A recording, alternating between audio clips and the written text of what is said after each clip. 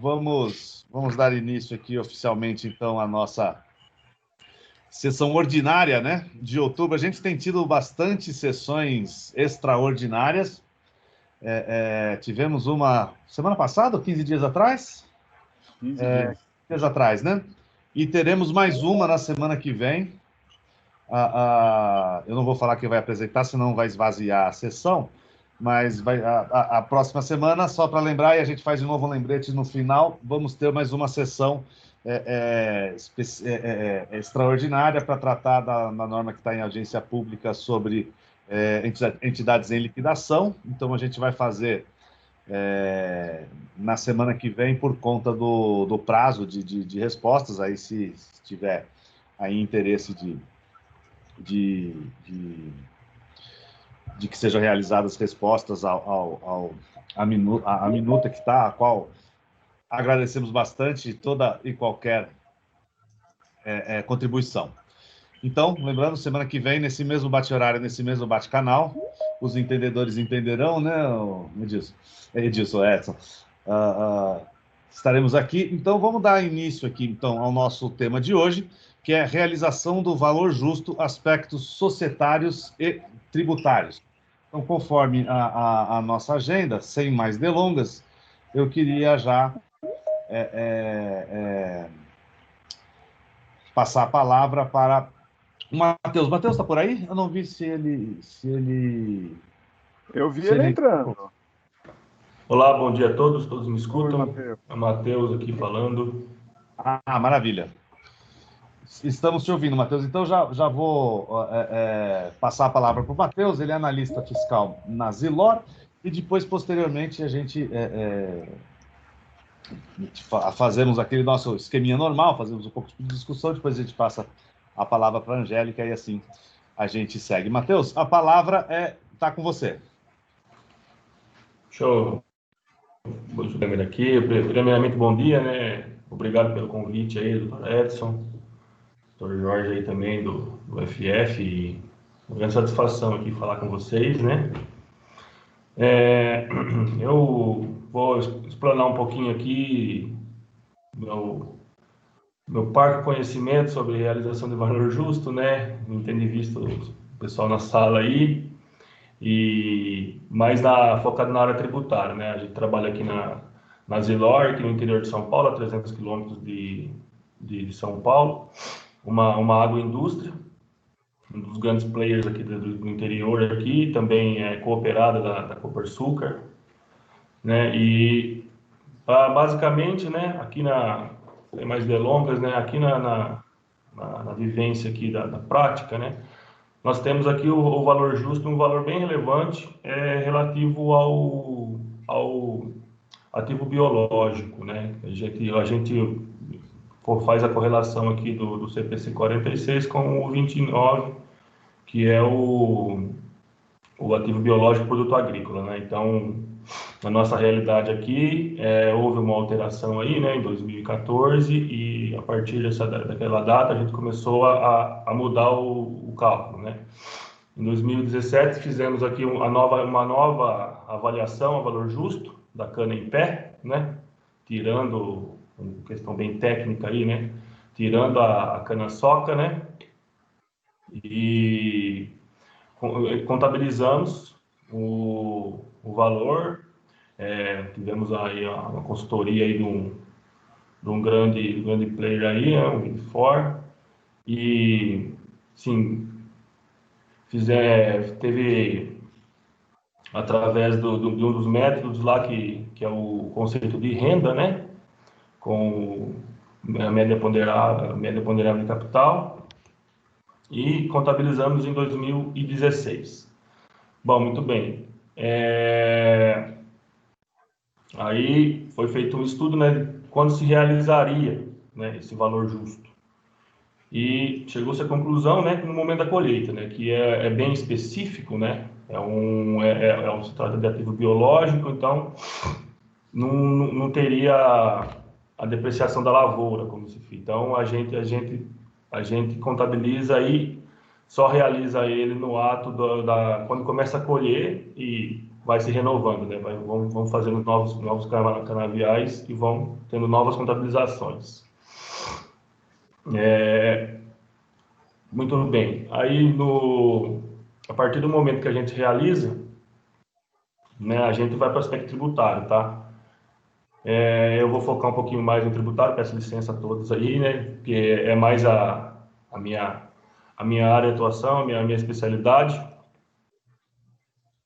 E a gente conhece bastante aqui como que funciona, né? A partir do momento da realização, a gente teve lá, né, a Lei 12.973, 2014, juntamente com a IN 1700, lá que veio na Receita Federal em 2017. E ela é bem clara, né? O ganho contabilizado no valor justo, ele não é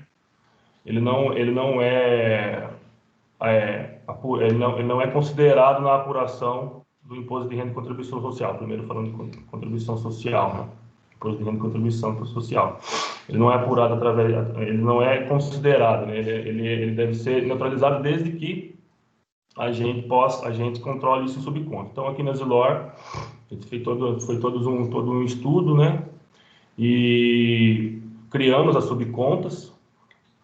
E aí, no ato da apuração do imposto de renda e contribuição social, a gente fez a que a gente chama aqui de exclusão da base, né? Fez uma exclusão do lucro real e não consideramos isso, né? Só que aí, no momento da colheita, começa a realizar isso aí.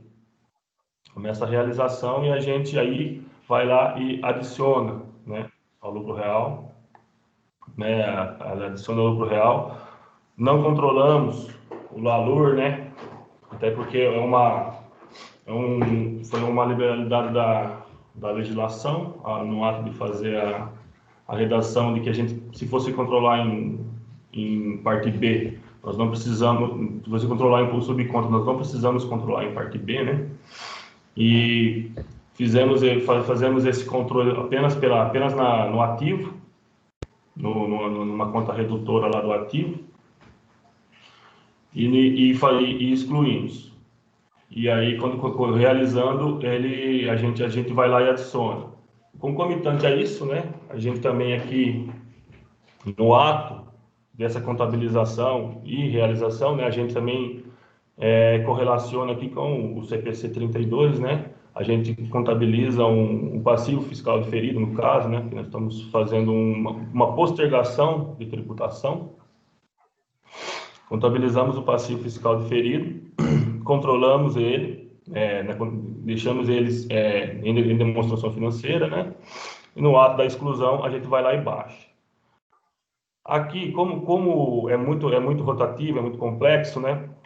Nós nunca vamos enxergar, pelo menos até hoje, né, a realização nas próprias demonstrações financeiras, né? Tipo, porque são milhares de hectares de canaviais aí e é feito o cálculo trimestralmente, né, por ocasião das demonstrações financeiras auditadas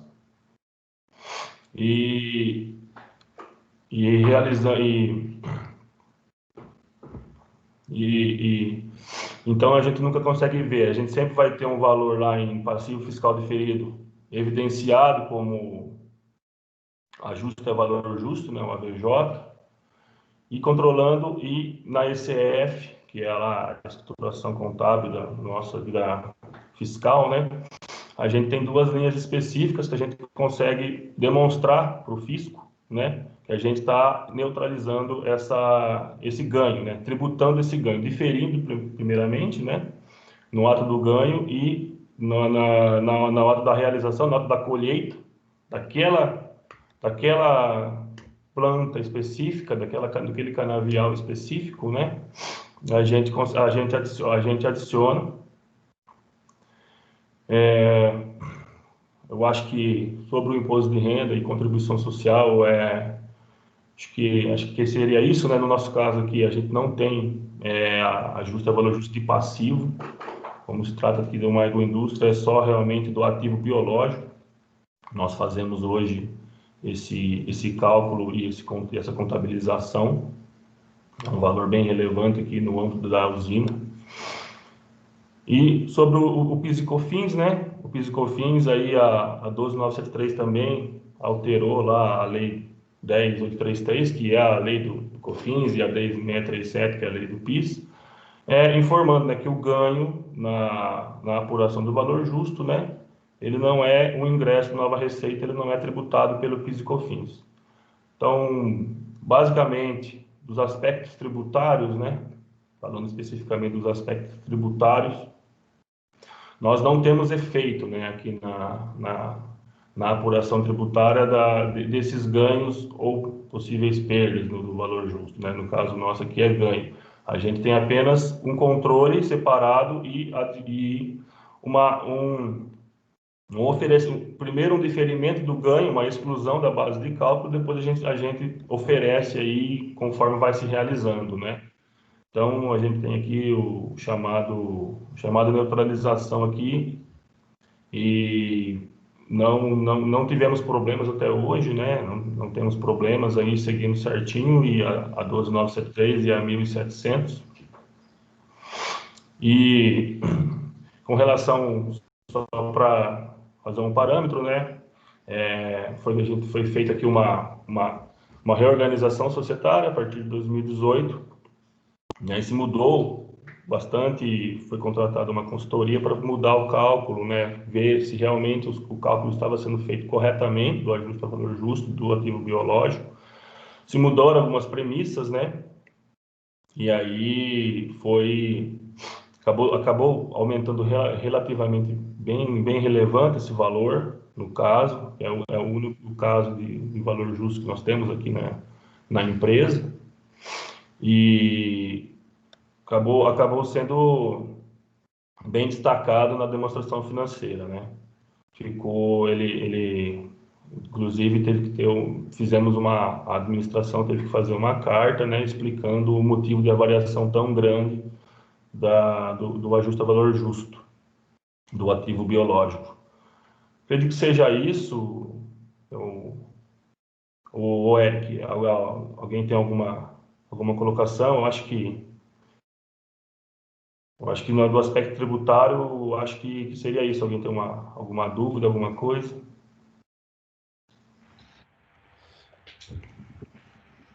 Rodil, você que já se limou aí.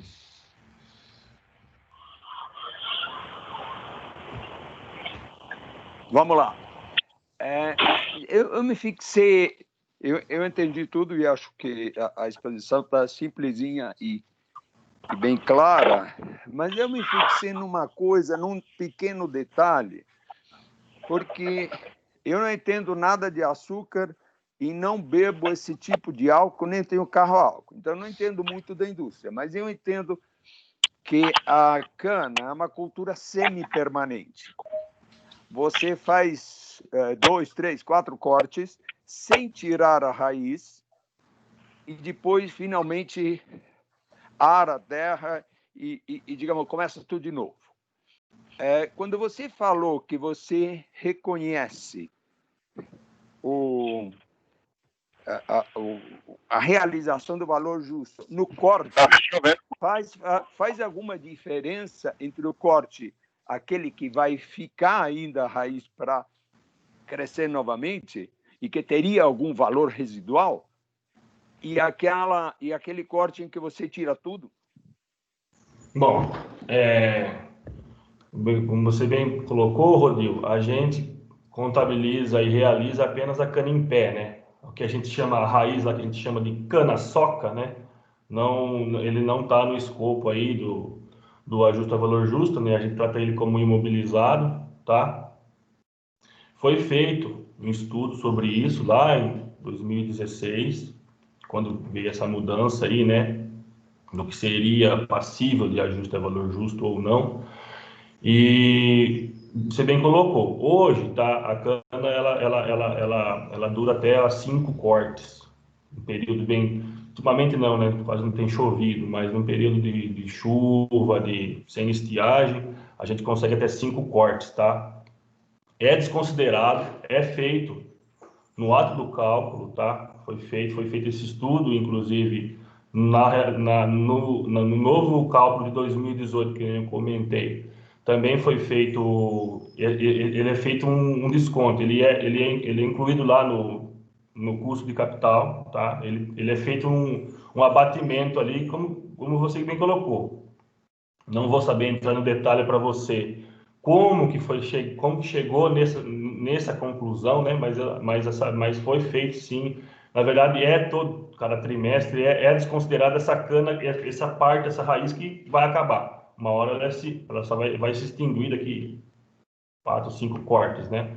Mas é feito sim esse desconto. Tanto é que, como a gente comentou, né, unicamente a gente só a cana em pé, ali a folha, né, a gente fala ali, mas contabilmente, né, o fruto ali que a gente contabiliza, que a gente reconhece ali o ativo biológico e faz o valor justo. Não sei se ficou claro aí.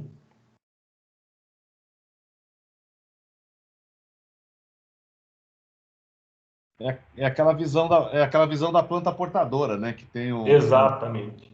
é a mesma coisa que o pé de café, o pé de abacate, o pé de manga, Pé de laranja. o pé de cana. Não, o pé de cana é outra Tudo bem. coisa. Aham. Exatamente, Eric. A gente, quando veio a mudança, né, é que viu esse que aí se dar ênfase à folha, né, ao fruto, né, é igual outras áreas aqui, em café, por exemplo. Inicialmente, quando saiu a norma, não tinha esse negócio, né? Isso veio depois, aí deu uma Veio em confusão. 2014, se eu não me engano, né, no começo, eu ainda nem estava na área ainda, mas a gente já conhecia que o biológico trabalhava numa celulose, era uma outra área, mas também relacionada ao agro, né? Era contabilizado tudo, né? Porque o celulose também tem aquele brotinho, né? Que fica ali embaixo da terra. Aí vem em 2014, aí veio essa revisão, aí também as auditorias bateram bastante em cima, né? As Big Four bateram bastante em cima e chegou a ser conclusão que, no caso de uma agroindústria de cana-de-açúcar, né, seria ali só o fruto ali mesmo, a cana em pé, que a gente chama, né, no português ali do agro, né. Edson, você está com a mão levantada? Sim, sim. Vocês desculpem, eu tive que trocar de aparelho, mas, Matheus, então você me desculpa se você já falou, mas eu devo ter perdido. Então, se você já falou, se pudesse abreviar, mas eu queria saber como é que você faz a avaliação? Quais são os critérios para fazer a avaliação a valor justo? E, além disso, agora que você falou que você trata o caulezinho ali, não sei como é que chama, como ativo imobilizado, o que você faz? Você deprecia, entre aspas, esse valor? E o outro ponto é o seguinte: qual o momento em que você oferece a tributação? Qual o momento que você considera realizado e oferece a tributação? Ok, Edson, vamos lá, sem problema nenhum, né, a gente repassa de novo. Primeiro, vamos ali, né, como o método de cálculo, tá? Eu vou focar ali no último agora que teve em 2018, tá? Como que foi feito, tá? Foi feita com os engenheiros agrônomos ali todo o mapeamento, aferição dos canaviais, tá? Foi feito aquele método da receita, tá? O método da renda ou receita, né? Cada um chama de um jeito, tá? E aí descontando lá com o custo médio capital, tá? É o tradicional ali, tá? E se chegou ali, a gente foi mais ou menos para 5 safras. É mais ou menos isso, né? São 5 cortes, mais ou menos, que uma cana hoje, que uma terra hoje, num período bom, né? Sem estiagem, sem chuva. Nós não estamos num período tão bom. Em 2018 estava um pouco melhor, né? Nós não estamos num período tão bom com tantas chuvas assim. Mas foi feita uma projeção para 5 safras, que nem eu comentei agora com o Rodil. Foi feito também um desconto aí da cana-soca, que a gente chama de cana-soca, nesse caulezinho que fica, tá? Então, basicamente, o cálculo foi feito dessa maneira, tá, Edson? O conceito da renda, tá? Projetando aí para 5 safras, descontando pelo custo médio de capital. E não considerando essa planta portadora, que nem o Érico falou, eu tinha esquecido do nome técnico ali, é planta portadora mesmo, tá? O segundo ponto, como que a gente trata aí a questão da cana-soca, o caule, né? Isso aí é a depreciação de lavoura normal, tá? Seguindo lá o CPC 27, tá, Edson? Ela entra como se for, porque também ali, agora eu não me recordo quantas safras eles fazem, se estão em 5 também, ou em 4, o valor da vida útil daquele caulezinho. Mas aí ele não está no escopo do ajuste a valor justo, nem do ativo biológico, tá? A gente trata ele no CPC 27 ali, ativo mobilizado, e vai depreciando, tá? Aí, claro, tem uma questão aí, a depreciação e exaustão, que aí é uma questão tributária também, né? A gente deprecia, não exaure, tá? Até porque tem o Dimir deve conhecer, né? O Dimir, quando trabalhava na Única, tem um laudo da Embrapa, né, falando que ele é depreciação e não, e acredito que a Embrapa conheça um pouco melhor de questão de terra, né, do que nós aqui e os auditores da Receita Federal, né. Então, Edson, basicamente é isso, tá? Agora, momento da realização, tá? Como é cana e é um pouco diferente, se chegou à conclusão que é no momento da colheita. Eu vou gerar receita futura com essa cana, né? No momento que eu vou cortar e vou levar para a usina para moer. E depois vai transformar açúcar, etanol e, enfim. A realização é dada no momento da colheita, tá? É feita a projeção aí, como eu falei, de 4 ou 5 cortes. Na colheita, é feito lá uns cálculos lá. Eu vou sendo bem sincero, esse momento da realização, o cálculo em si, eu não sei como que eles fazem, tá? Eu não sei como que eles fazem, mas eles reconhecem exatamente aquele canavial específico, por exemplo, dando um exemplo, canavial X ali, está pronto para colher. Então a gente vai lá e realiza o ativo biológico. E aí a gente oferece para tributação, tá? Voltando um pouquinho agora, tributação, tá?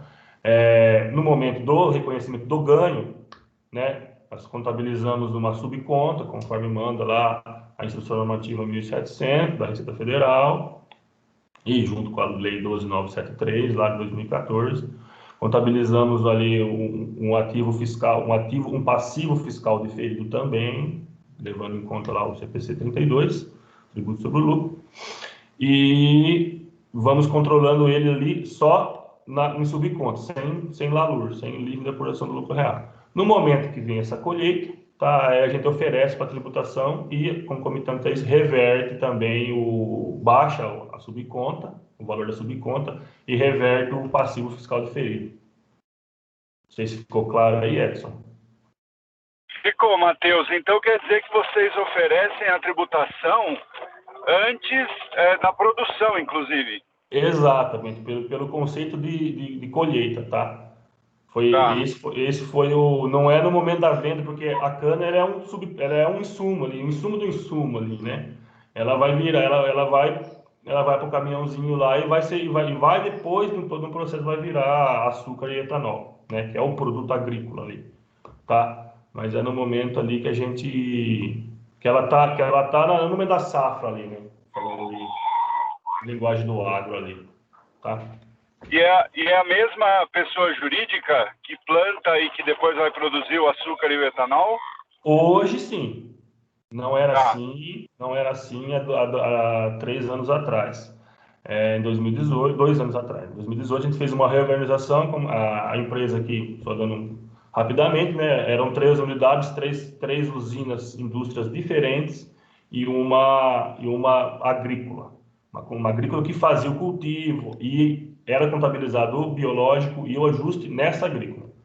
Em 2018 foi feita uma reorganização societária, essa agrícola praticamente sumiu, ela tem um CNPJ ativo hoje, mas praticamente sumiu, e uma dessas unidades incorporou as outras 2 unidades também à atividade agrícola, hoje, aí se transformou numa agroindústria, né? Aqui o Grupo Zilor não era uma agroindústria antigamente, até 2018, então se transformou numa agroindústria, e aí o cálculo e a contabilização do ajuste a valor justo, ativo biológico, passou a ser nessa agroindústria. Antes era na companhia agrícola. Hoje é isso. Hoje quem produz, quem corta, quem transporta é o mesmo CNPJ.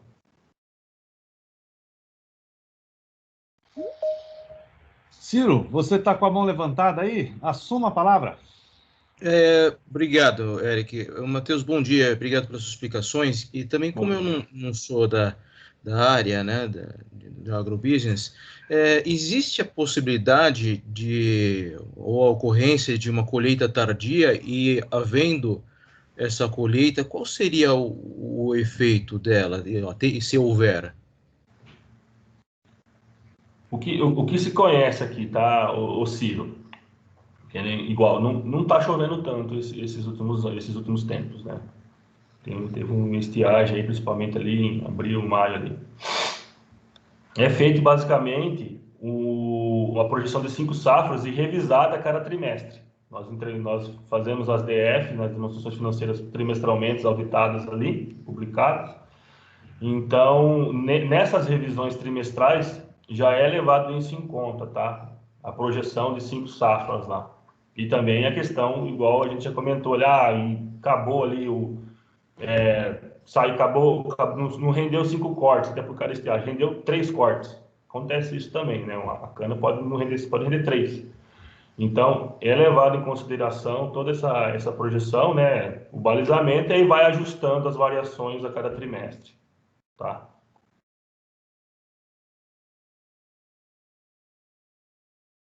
Obrigado. Não, que nada. Ana, você levantou a mão? Siga. Pessoal, se eu cair, é porque não tem tempestade, cara. Meu Deus. Mas eu queria só entender um pouco melhor esse momento da colheita aí, que ele falou. Por exemplo, o fato de você colher já quer dizer que já tem, a venda também está realizada, ou você colhe e isso vai para um tipo de estoque intermediário? Porque, na verdade, a questão de realização ela é interessante, né? Essa foi uma briga, não lembro, na época, quando a gente estava estudando lá estudando essas questões de valor justo lá no CPC, na época que a gente estava lá regulamentando, né? E o aumento da realização do valor justo, porque tem situações que o valor justo efetivamente não se realizou. Por exemplo, se você tem um imobilizado que tem um valor justo atrelado a ele, então você resolve vender esse imobilizado. Na hora que você vai vender esse imobilizado, você tem que transferir ele para ativo não circulante mantido para venda. Então, quer dizer, na verdade, o que aconteceu, você baixa de uma conta, de uma linha do balanço patrimonial e manda para outra. Mas o valor justo não necessariamente está realizado, né? O fato de eu simplesmente baixar. Aí ele estava falando assim, poxa, eu faço essa colheita, mas é nesse momento da colheita. Ele falou que já adiciona, exclui, já realiza esse valor justo. Mas, às vezes, eu fiquei pensando, porque eu não conheço bem essa operação, assim, nas minúcias, né? Se o fato de baixar significa a realização efetivamente do valor justo, porque às vezes não necessariamente, né? Tem situações dessa que a gente transfere de uma conta para outra e não quer dizer que está realizado. Só uma pergunta aí desse momento, então. Bom, Ana, você tem razão, tá, né, nessa explicação. E só que aqui no agro, né, a gente assim, a gente no momento da safra, a gente forma muito pouco estoque, tá? Por exemplo, no momento de que vai começar a colher, o açúcar, o etanol já está todo vendido praticamente para a próxima safra. Tá. Você entendeu? Até porque, nós somos cooperados, né, da Copersucar aí, né, o maior player da América Latina aí de açúcar e etanol, né? E eles já fazem os contratos já são por safra, tá? Então, nós aqui só estocamos no momento da entre-safra, e aí mas já está vendido, só que aí vai vendendo, vai baixando o estoque a conta-gota. Então, a entre-safra que vai começar agora mais ou menos em novembro ou dezembro e vai até março, tá? Então, essa cana, na verdade, esse é o produto agrícola, que é o açúcar, o etanol, ele já está vendido, tá? É por isso que no agro se tem esse procedimento hoje, né? Chegou essa conclusão hoje, do que a gente não gera estoque, né? Tá, então tá certo. A produção nossa, ela já está com compromisso de compra e venda já para a safra inteira, que Às vem. vezes tem um contrato de futuro, por exemplo, também Existe. em cima, né? Os contratos de açúcar e etanol são assim, tá? Eles já são fechados já para a safra inteira ou às vezes até mais de uma, tá? Então, nas usinas quase não tem esse problema de quebra de estoque ou não venda, entendeu? Igual você deu o exemplo muito bem ali do imobilizado, tá? Tá ok, então, obrigada. Ilustríssimo, excelentíssimo professor doutor Eliseu Martins.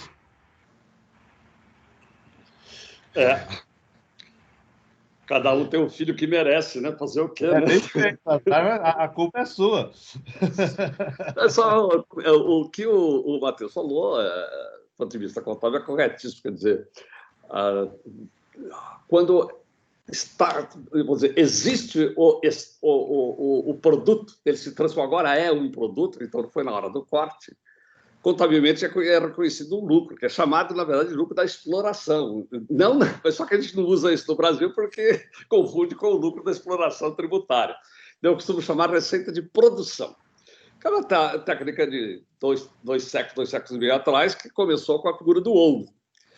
E, contabilmente, sempre foi utilizado isso, até agora as normas do IASB, nas hipóteses em que esses produtos tivessem a característica de commodity, característica de mercado ativo e preço objetivamente determinável. Tanto que a lei das SAs, ela não entra em detalhes, ela diz que os estoques, usa aquela expressão danada, fungíveis, etc., podem ser avaliados se essa for a prática contábil. Ele não entrou no detalhe de como é a prática. É todo e qualquer produto que sai. Não. E outra coisa, a norma contábil anterior, a norma não, era muito mais uma prática contábil anterior, ela abrangia todos, inclusive os minerais, onde existe, de fato, a tal da exaustão, correto, Matheus? Não existe exaustão normalmente aplicável. Correto.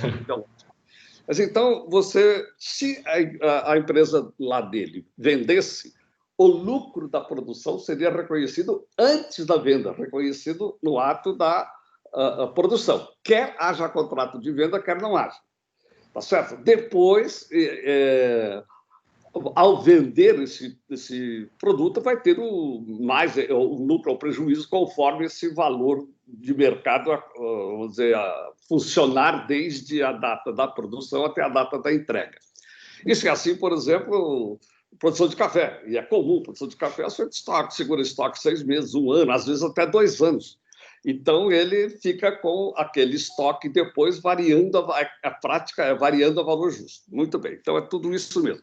No seu caso, não existe produto, acabou o produto, ele é reconhecido ao preço, então, do seu valor justo, automaticamente está embutido um lucro de produção, mas, ao mesmo tempo, ele vira matéria-prima, está correto? Para a etapa seguinte, não é isso que você falou? Exatamente. A minha pergunta, e aí para todos os advogados tributaristas, não existe alguma forma de tributariamente deixar-se a tributação para quando realmente transferir para terceiros? Porque, você vê, no caso anterior, a lei mandava fazer isso. 1598 também, né, expressa até hoje, mas a prática era quase nada antigamente, porque era automaticamente taxado, né, o lucro na produção. Eu me lembro, no tempo de Conselho de Vale, a Vale, numa época que ela produziu muito ouro, ela, para efeito do US-GAAP, avaliava o valor de mercado, mas para efeito aqui, na época era o US-GAAP que ela usava, mas para efeito de brasileiro, ela deixava ao custo o ouro, um negócio meio maluco. Você tem ouro ao valor de custo, não ao valor de mercado. Mas por quê? Por causa da tributação, se ela fizesse tributar. O que você está dizendo, Matheus, eu entendi, é que para efeito de tributação continua a mesma regra. Não existe chance de se passar essa tributação para efetiva entrega do bem para terceiros? No caso seu, seria do produto, né?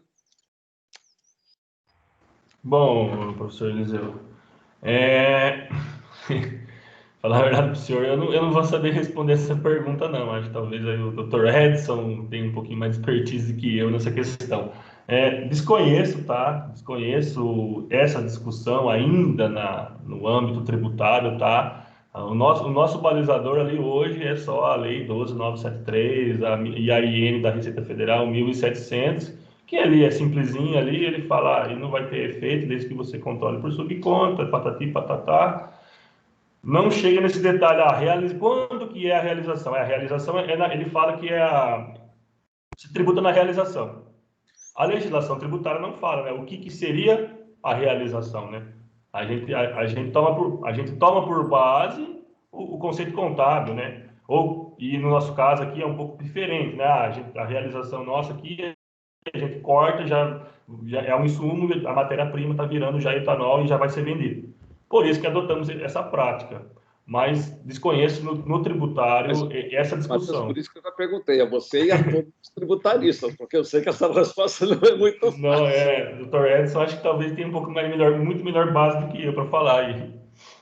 Então, professora, essa é a situação que eu acabei de falar. Às vezes você transfere o valor, o bem, mas é uma transferência de linha, né? Quer dizer que o bem não se realizou ainda, né? Que nesse exemplo que eu dei do imobilizado, é exatamente isso. Por isso que eu perguntei para ele, qual foi o momento da realização? A lei 12.973, ela fala, assim, da realização, né? Você realiza quando você amortiza, deprecia, quando você vende ou baixa, né, por algum tipo de, sei lá, de alienação, baixa, liquida, né, ou liquida, se for um contrato. Então, ela fala quando que é realizado. Por isso que eu perguntei, porque eu fiquei intrigada. Eu falei, nossa, mas se colhe, mas colher não quer dizer que está realizado, ele pode ter ido para o estoque, então você transferiu, então o valor justo vai para o estoque, que é o que a gente faz com o imobilizado.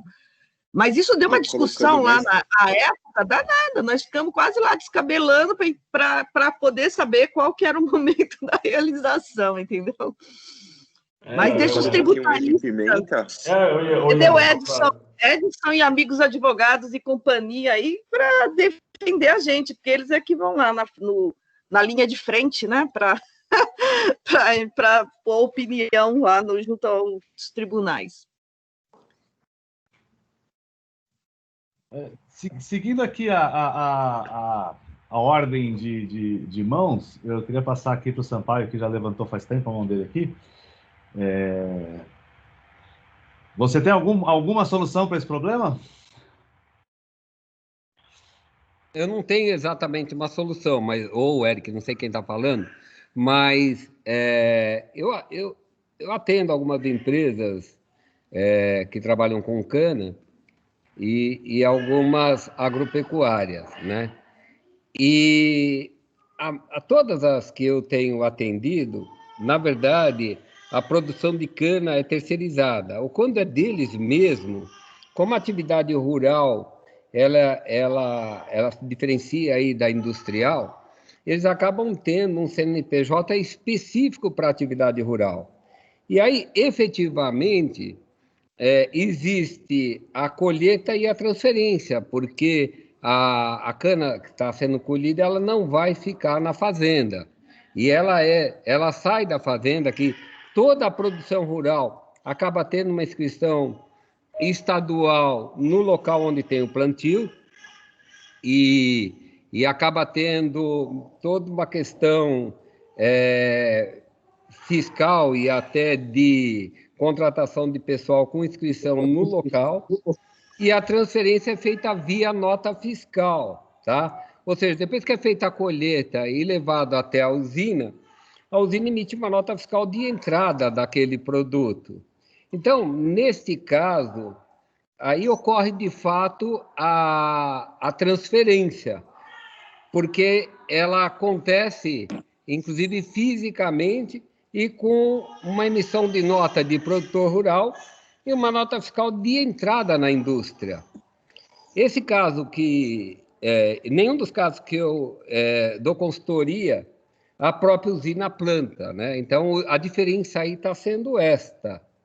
Agora, eu estou fazendo essa associação só para ver se faz algum sentido quando a indústria é a própria produtora, ela também tem a agricultura, ela também planta, colhe, se essa transferência e a saída física de um local para outro já incidiria ou não a tributação, tá? Esse eu acho que é o ponto que eu não conheço, mas eu queria só contribuir aí nesse sentido, porque de fato você vai sair de um local e levar para o outro, e você tem pelo menos inscrição estadual no local diferente daquela da indústria. Sampaio, eu entendo essa visão, é interessante a questão de que se você sai de um CNPJ para o outro, para fins de CNPJ, a realização de fato está feita, né? Simplifica bastante a lógica aí, né? Acho que não tem muito problema em relação a isso.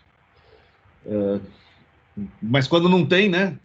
E isso acaba acontecendo não só na indústria sucrocoleira, mas acaba acontecendo também com o pessoal de celulose, por exemplo, que planta o eucalipto e depois pica isso, tritura e transforma em papel, né? Quer dizer, muitas vezes a própria processadora da madeira é quem planta, né? Além de comprar de outros, é quem planta. E aí acaba tendo o mesmo problema, com a diferença de que aí você está falando de um ciclo bem mais longo do que a cana, né? Você está falando aí de 4, 5 anos de acúmulo de valor justo. Jimmy, os seus comentários, por favor? Bom dia. Foi citado nominalmente. Ok. Eu me lembrava da Zilor como separado, realmente, dois CNPJs, duas pessoas jurídicas distintas. A pessoa jurídica, ou as pessoas jurídicas que dedicavam à produção rural e a outra pessoa jurídica que se dedicava à ação. Várias outras empresas do setor têm um formato diferente, em que são daí agroindústrias, ou seja, elas plantam e industrializam. Daí houve essa mudança aí da Zilor, que passou a ser agroindústria. Quando você tem as duas pessoas jurídicas distintas, daí realmente uma plantou a cana, ainda que tenha o mesmo dono, ela vende para outra, e neste momento a alienação e realização. Quando eu tenho uma agroindústria, daí a mim realmente eu imaginava que não haveria a realização para fins tributários na passagem da cana para a indústria. Eu acreditava que continuava dentro do ciclo da mesma pessoa jurídica e a realização para fins tributários haveria nas hipóteses lá previstas em norma, como depreciação e etc., e a alienação, ou seja, para terceiros. O caso daí da Zilor acaba sendo realmente tendo também a peculiaridade, como o Matheus colocou, que é cooperada. Então, até à medida que vai se produzindo o produto final, me corrija se eu estiver errado, aquilo já vai passando para a cooperativa, tá? Então, tudo assim um ciclo bem encadeado, uma operação na outra. Agora, eu inicialmente pensava que a transferência da cana colhida para a área industrial de uma mesma pessoa jurídica não acarretaria tributação, não acarretaria realização para fins tributários. Exatamente, Odimir. Nós temos ainda essa peculiaridade da Copersucar, então não é a Zilor, CNPJ Zilor, que faz a realização à venda, né?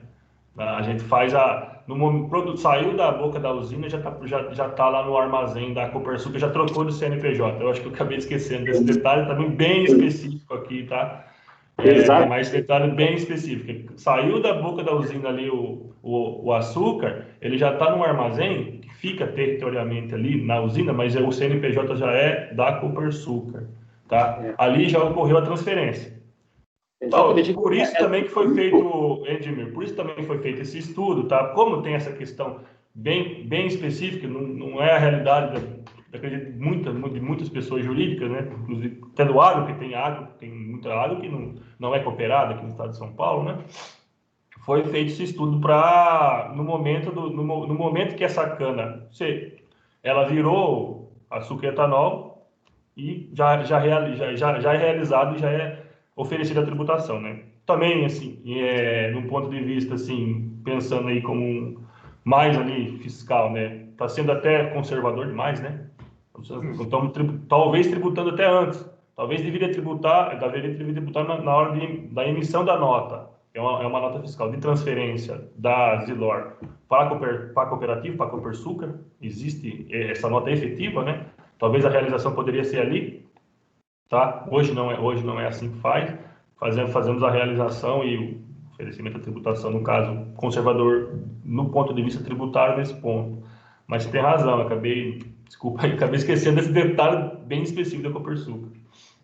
Me parece que é quase como um fluxo contínuo, né, Matheus? Você escolheu a cana, levou para a indústria, imediatamente aquilo é moído, acaba sendo produzido açúcar e álcool. O movimento é rápido, açúcar, né? Então, assim, eu acho que talvez seja conservador, mas eu fico imaginando, talvez seja questão de dias. Exato, você tem razão. O processo de processamento de álcool e açúcar, ele é simples, assim, ele não é demorado, tá? E saiu ali, já é da Copersucar, tá? Não é mais Zilor, é eles que vão vender e aí depois fazer todos os rateios lá para transferir para os cooperados. Então, ele não é demorado, tá? Não é um processo ali, não sei te falar exatamente quanto tempo demora para entrar a cana ali, mas não é demorado, não é tão complexo assim, entendeu? Todo automatizado, e ele não é Zilor, ele está dentro da Zilor, mas ele não é mais da Zilor a partir do momento que ele sai o produto final ali. Tem esse detalhe também. Para quem é cooperado como nós, né? Edson, você que foi aí nominalmente citado, está com a mão levantada, se você quiser se pronunciar, e depois eu vou pedir licença aos demais que estão com a mão levantada, eu vou passar a palavra diretamente para a Angélica, fazer a participação dela e colocar as pimentinhas dela nessa discussão, que eu tenho certeza que a coisa ainda vai piorar. Se a gente achando que está ruim, vai piorar ainda mais. Edson. Bom, primeiro é dizer que a colocação do Gimir a gente tem que escutar bem, porque ele é um especialista no agronegócio aí. Então, e a Angélica, ela vai trazer um ponto interessante que para fins societários, às vezes é bom que realize logo. Então, tudo bem que no caso da cana, como o Matheus está colocando, o tempo pode ser pouco, mas eu acho que para a discussão teórica é interessante, né? Porque a realização é efetivamente a venda. Então, talvez fosse o caso de deixar mesmo para depois da produção, né? Como a Ana até colocou. Mas o que é interessante aqui é que também já está vendido, né? Então, teria que ver qual é o efeito de acontecer alguma coisa. Eu sempre gosto de brincar com aquela história do sal, né? Que você não dá o sal para ninguém, você põe ele na mesa. Porque se caiu o sal, de quem foi a culpa, né? Então, é mais ou menos a mesma história. Assim, se acontecer alguma coisa com a cana no processo produtivo, quem é que perdeu? E aí você consegue ver se você transferiu ou não transferiu os riscos e benefícios e tudo mais. Mas é uma discussão bastante interessante. Assim, do ponto de vista societário é melhor que se antecipe, e do ponto de vista tributário é melhor que se adie. Aí, como é que a gente concilia? Não dá para ter uma atitude para um caso e outra para o outro, né? Tem que ser uma coisa só. Mas aí, como o Eric já anunciou a Angélica, eu vou deixar ela falar mais sobre essas questões.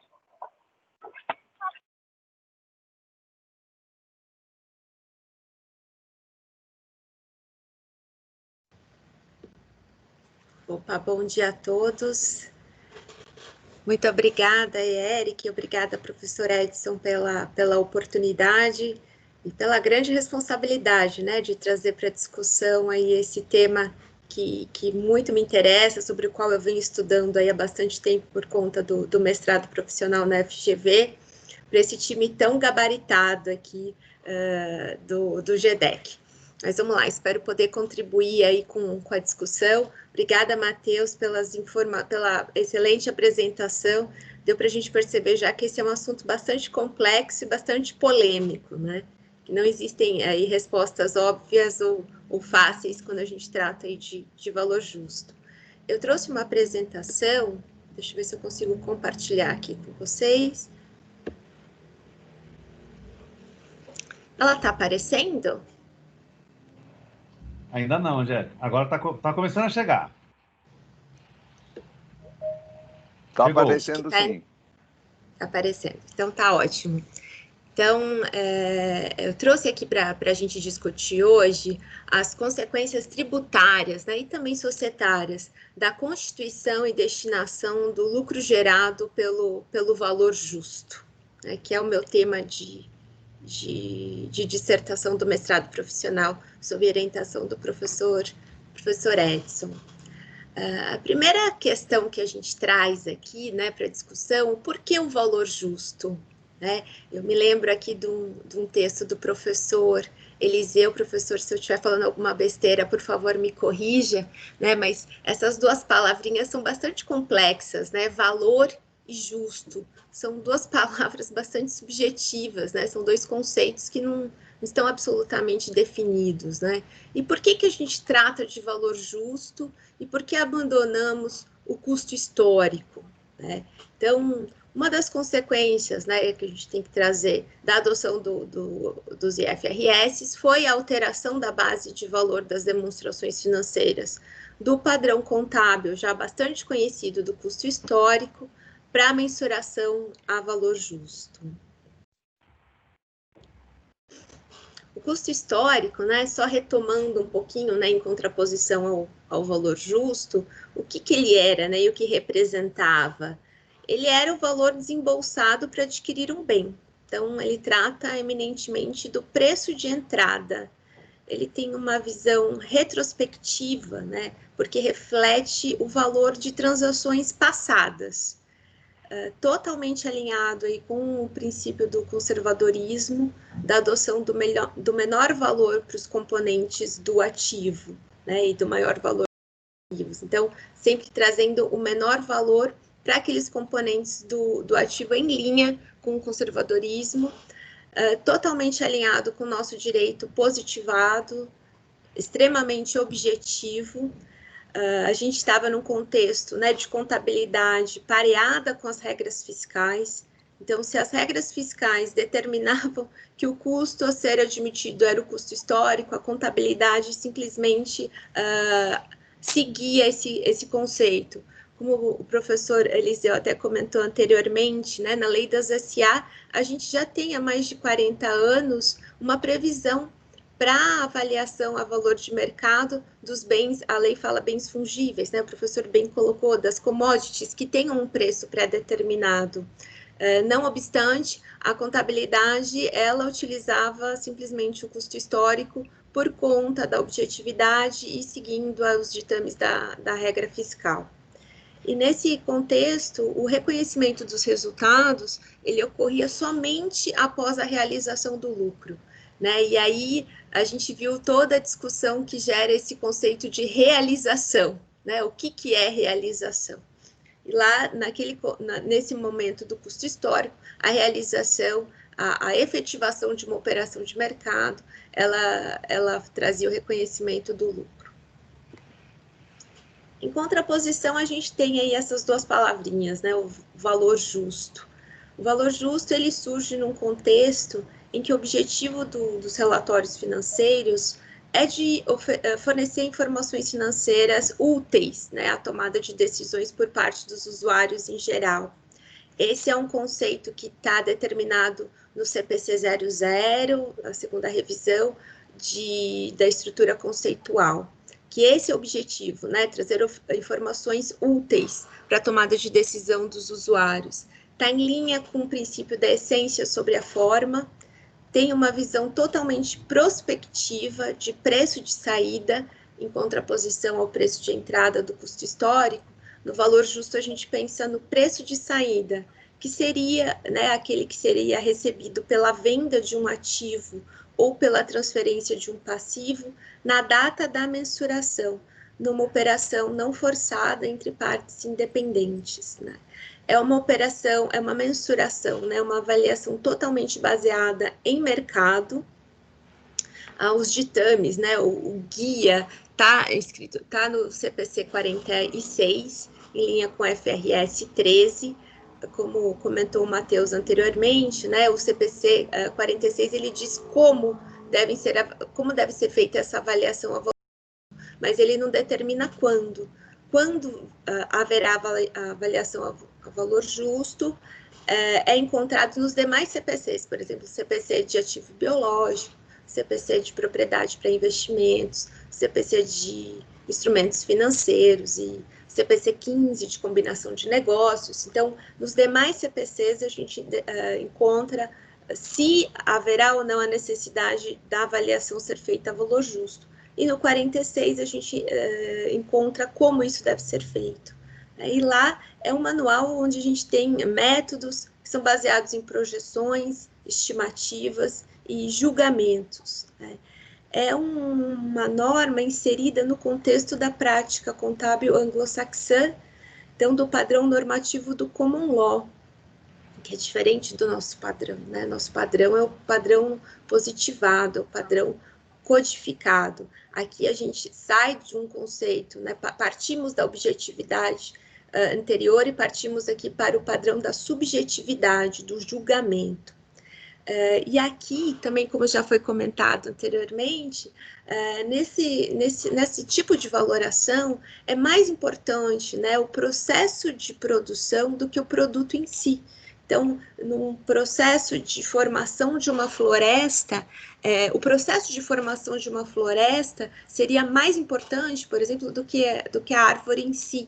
Então, por conta disso, seria adequado o reconhecimento do lucro decorrente dessa produção ao longo do caminho, e não somente no final, quando a gente tem o produto em si. E tem-se que o valor justo, ele acarreta uma mensuração mais próxima à realidade que se pretende registrar. Então, se ele é mais próximo à realidade que a gente quer transmitir, ele estaria sendo mais útil à tomada de decisões por parte dos usuários finais, e a gente chega no primeiro ponto, né? Então, atenderia melhor ao objetivo dos relatórios financeiros. E conforme os CPCs, esse que nós comentamos, né? O CPC de ativos biológicos, de propriedade para investimentos, e os demais que tratam que determinam a avaliação a valor justo, eles indicam que a majoração do valor contábil de um ativo avaliado a valor justo tem como contrapartida um lançamento a crédito no resultado contábil, portanto, de uma receita. E aqui a gente tem um primeiro ponto, ou mais um ponto de discussão, né, ou de um possível conflito entre as regras dos CPCs, que tratam do reconhecimento da mais-valia no resultado, e da legislação societária, do artigo 183 da Lei das SA, que diz que o ajuste, né, decorrente da mensuração a valor justo deveria ser registrado em conta de patrimônio líquido, em ajustes de avaliação patrimonial. Né? E aí, qual norma devemos seguir? É um ajuste que vai para o resultado, que compõe o resultado do período, ou é um ajuste de patrimônio líquido?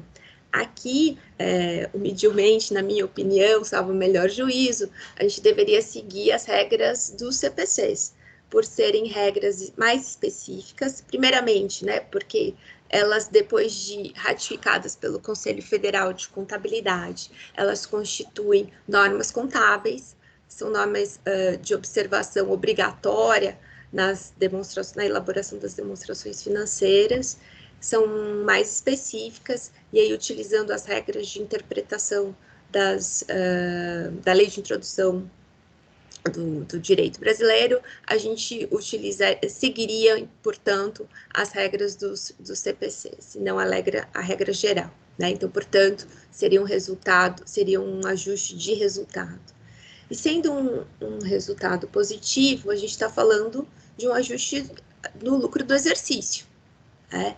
E esse lucro, ele vai depois para a conta de lucros acumulados, ou, aí vem a segunda discussão, deveria ir para uma reserva de lucros a realizar dentro do patrimônio líquido da sociedade, né, nos termos do artigo 197, Então, o que a gente está falando aqui? A gente está falando da mais-valia de ativos, a gente está falando da valorização de ativos por conta de estimativas, de julgamentos, de projeções, que afetam o resultado do exercício da sociedade, aumentam o lucro, tratando-se de ajustes positivos, né? A gente está aumentando o lucro de uma sociedade, e a discussão agora é: vou levar isso a lucros acumulados ou a lucros a realizar, né? Portanto, uma reserva, uma parcela destacada, diferenciada do meu patrimônio líquido.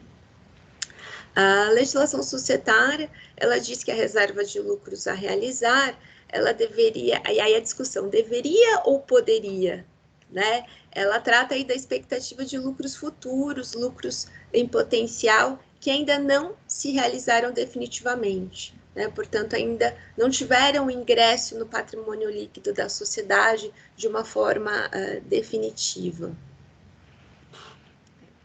E aí, quais são dentro desse contexto, né, então, de valorização a valor justo, que acarreta o registro de resultados positivos, pode acarretar, né, o registro de resultados positivos para o resultado da sociedade. O que acontece, né? Quais seriam aí possíveis implicações que a gente tem dessa valorização a valor justo sobre o lucro líquido e sobre o lucro passível de distribuição aos sócios? O primeiro ponto, né, que eu trouxe para a discussão é se há disponibilidade econômica desses rendimentos, que foi até um ponto bastante debatido aí na primeira parte da nossa discussão, né, a respeito da realização do ativo biológico, e, consequentemente, se eles devem ser tributados ou não. E o segundo ponto é se esses rendimentos eles podem ser distribuídos aos sócios por meio de lucros apurados.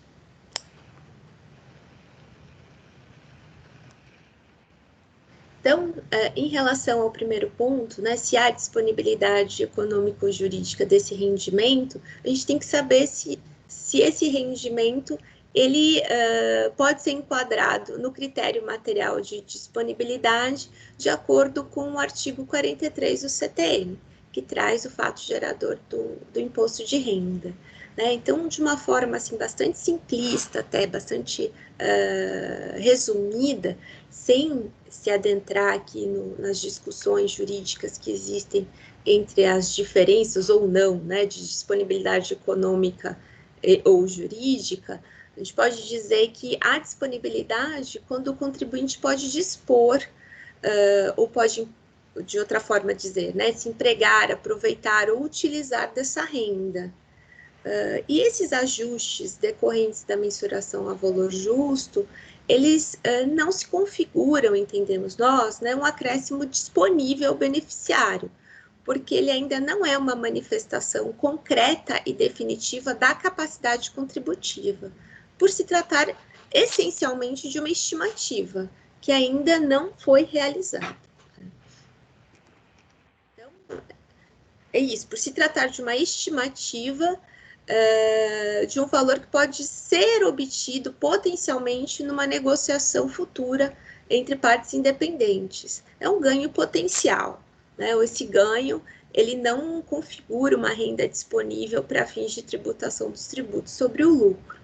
E, nesse sentido, a gente entende que caminhou muito bem a Lei 12.973, nos artigos 13 e 14, quando trataram do princípio da realização da renda, dizendo que o ganho, nesse caso, né, essa receita, só vai ser computada na determinação do lucro real na medida em que houver a sua realização, mediante a depreciação, amortização, exaustão, alienação ou baixa, né? No momento, então, portanto, que passar aí por um evento efetivamente de realização.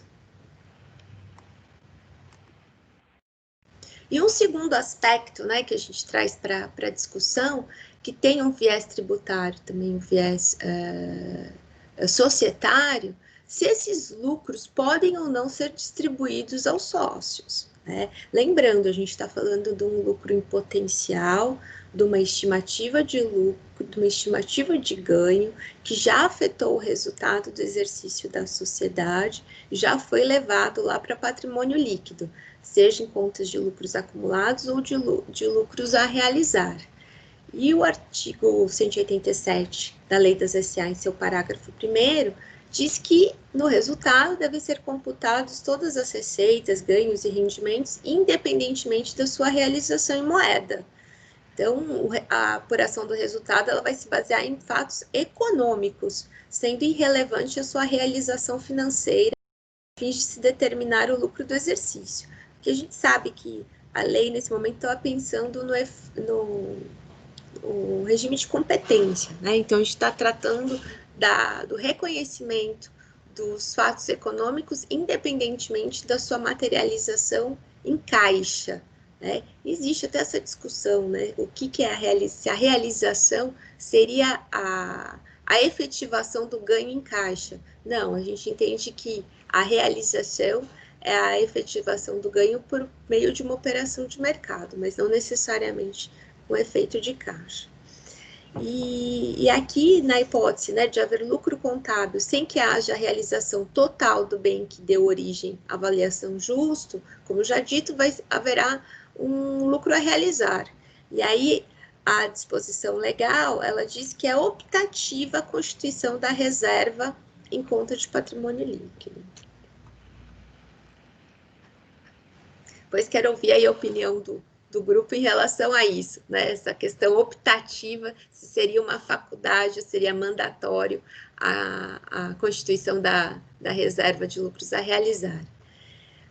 E do ponto de vista tributário, a gente tem o artigo 10 da 9249 de 95, que até o momento, não sabemos até quando, né? Ainda está em discussão esse tema, um momento aí de acaloradas discussões de reforma tributária, mas até o momento a gente tem que os lucros calculados com base nos resultados a partir de janeiro de 96, pagos ou creditados, né, pelas pessoas jurídicas tributadas com base no lucro real presumido ou arbitrado, eles não são tributados nem na fonte e nem integram a base de cálculo do imposto de renda do beneficiário, seja pessoa física ou jurídica, domiciliada no país ou no exterior. Então, o dispositivo legal que hoje trata da não tributação, né, dos lucros, ele não contempla qualquer exceção, condição, restrição, ressalva à distribuição em razão da natureza desses lucros, se são realizados ou não. Então, assim, de forma bastante resumida, né, a gente pode dizer que a gente não identificou na legislação, nem societária, nem tributária, qualquer vedação para a distribuição desses lucros a realizar decorrentes da avaliação a valor justo dos ativos, muito embora seja altamente discutível do ponto de vista econômico. Aqui a gente pode dizer, já que é conhecido pelo menos um caso de discussão societária em sociedade de capital aberto, na qual o sócio minoritário foi até a CVM discutir a distribuição de lucros não decorrentes, né, da avaliação a valor justo de ativos. Naquele caso, a gente tratava a empresa era uma empresa que tinha propriedade para investimento e que registrou um valor muito alto decorrente da avaliação a valor justo, e eles entenderam que ali houve um evento de realização por conta da transferência desses bens para uma outra empresa, para um fundo de investimento do próprio grupo, e por conta disso efetuou uma distribuição enorme, quase da ordem de bilhão, sem que houvesse caixa correspondente. Então, isso pode causar muitos problemas societários. Então, ainda que possa causar esse tipo de problema, seja estranho, né, que a gente distribua um lucro que não tem materialização financeira, pode não ser adequado do ponto de vista administrativo, ou possa até causar, ferir algum princípio societário de manutenção do capital social. Hoje, no ordenamento jurídico vigente, que é pautado, né, pela positividade das normas, sob os pontos de vista tributário e societário, poderia haver a tributação desculpa, a distribuição desses lucros gerados pela avaliação ao valor justo dos ativos, sem qualquer tributação. Mas trago esse ponto aí para discussão. Existem posicionamentos que são contrários a essa distribuição, mas do ponto de vista estritamente jurídico, né, legal, a gente entende que não haveria nenhum óbice para isso. E assim, agradeço, encerro aqui a minha participação e estou aberta aí para as discussões sobre o assunto. Obrigada. Muito bom, Angélica. Muito obrigado pela sua apresentação. Acho que você levantou alguns pontos aqui bastante interessantes e relevantes. Acho que, vou começar de trás para frente, né? Queria só... Eu concordo com o que você disse. Não tem óbice legal para se distribuir esse dividendo, mas, por outro lado, você também pode não ter caixa, né? E aí você pode levar a empresa a ter uma necessidade aí de pegar empréstimo ou alguma coisa para... E aí a questão da reserva de lucros a realizar, um ponto que eu queria trazer aqui, falar sempre haverá lucros a realizar. A reserva de lucros a realizar, hoje ela tem um cálculo estranho, né? Ela pega... O lucros a realizar é o que sobrou do lucro realizado. Dependendo da situação que você pode, assim, teoricamente, chegar a um ponto em que todo o seu lucro realizado pode ser o valor ou próximo do valor que você teria que distribuir como dividendo mínimo obrigatório, e aí você pode ter que distribuir, você se descapitaliza mesmo porque você vai acabar distribuindo um dinheiro que seria utilizado para outras coisas dentro da organização, mas como ela não... Você não pega, por exemplo, eu tenho 75% do lucro não realizado e 25% do lucro realizado, e pegasse uma... Quer dizer, pela lógica, tá bom, então você vai distribuir 25% do seu lucro realizado. A outra parcela não realizada, não, ela pega por diferença, né? Então fica um negócio, é um cálculo estranho, né? Que se você se fiar exclusivamente no cálculo da reserva de lucro a realizar, que é uma reserva de dividendo, não é uma reserva de lucro, você pode vir a ter problemas, sim, na distribuição desse lucro. Então, eu acho que mereceria essa parte da lei das SAs aí, ela mereceria uma revisão em relação à forma de cálculo desse lucro a realizar, que se você não tiver uma previsão estatutária de exclusão do valor justo do cálculo do dividendo mínimo obrigatório, pelo menos a retenção desse valor, você pode vir a ter problemas dependendo da forma da reserva de lucro a realizar. Excelente. Mas um ponto que eu queria trazer, e você disse muito bem, que é essa questão do AVJ, aí ele é o objetivo de dar informação útil, né, para os provedores de capital. Aí. Então, está partindo-se do pressuposto que a informação da valorização ao valor justo, e aqui mais especificamente no caso do ativo biológico, não necessariamente no caso de outros ativos como propriedade para investimento e tal, que também é aplicável. E aí você falou, o processo de produção é mais importante do que o produto, quer dizer, a ideia subjacente à utilização do valor justo. Aí eu queria trazer uma pimentinha, e depois eu já vou passar logo a palavra, só queria acrescentar essa pimentinha, e você explicou com muita propriedade a razão e a justificativa da existência dessas normas de valor justo. Mas aí eu penso o seguinte, a gente estava falando de cana. A cana, o ciclo da cana, Matheus, me corrija se eu estiver errado, mas o ciclo da cana vai demorar o quê? 6 meses? Uma safra? Mais, um pouco menos? Então, dentro de um mesmo ciclo, você realiza o valor, você faz o valor justo, você realiza, você vende produto. Então, dentro do mesmo ciclo, aí tudo bem, não dá tanto problema. Mas você pega o papel e celulose, quer dizer, você fica 4 anos, 5 anos acumulando valor justo, Aí depois você corta esse negócio, você não tem a menor intenção de vender, muito pelo contrário, provavelmente você vai comprar de outras pessoas. Aí você corta esse negócio, aí ele vai servir de insumo para o processo de produção, e aí você vende lá na frente o produto. Tá, então você tem um lucro dividido em dois pedaços. Tem um lucro dividido no processo de crescimento do eucalipto, e você tem um lucro no processo produtivo do papel. O que antes você tinha um lucro só, que tudo era parte do custo do papel, agora você tem duas coisas. Um é custo do papel, o outro é custo do... Um é o ganho do papel, da produção, e o outro é o ganho da produção da floresta. E a floresta é custo do segundo. Então, eu acho que meu vídeo travou aqui, eu tô com um dia difícil aqui de internet, então eu vou continuar falando, depois eu resolvo isso. Questão... O som tá bom, Eric. O som tá bom? Tá. Aí a minha questão é o seguinte, quer dizer, você faz essa divisão, imagina, se eu tenho, que nem a gente tinha falado, eu tenho 2 CNPJs, um é o produtor do ativo biológico que vende como um produto biológico para o produtor de papel, ou para o produtor de cana, ou para o que quer que seja. Até mesmo na JBS da vida, você planta o boi cresce, depois você colhe o boi, aí manda o boi para processar, para juntar com o papelão e fazer a carne.